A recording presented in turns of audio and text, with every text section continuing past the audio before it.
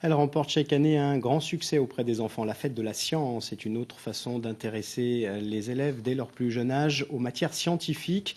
Mais oubliez tableaux et cahiers, c'est par le jeu que les scientifiques veulent leur transmettre le virus. Reportage à Corté, Frédéric Danesi, Anne Ployard. C'est l'une des principales attractions de la fête de la science. Je veux venir avec toi. Si le robot Nao est capable de parler ou de danser, c'est grâce aux étudiants de l'Université de Corse qui l'ont programmé. Un des 36 ateliers proposés aux scolaires, du CP à la terminale, chacun y trouve un intérêt. On a appris que pour que l'électricité marche avec l'éolienne, il faut du vent. Après, pour les panneaux solaires, il faut de la lumière et voilà. Le sujet que j'ai choisi par rapport à CPE cette année, c'était lié par rapport aux énergies renouvelables et leur intermittence. Et puisqu'on a pu voir dans certains stands des données, des informations qui ont pu nous aider et nous appuyer par rapport à ça, je trouve que c'est assez intéressant.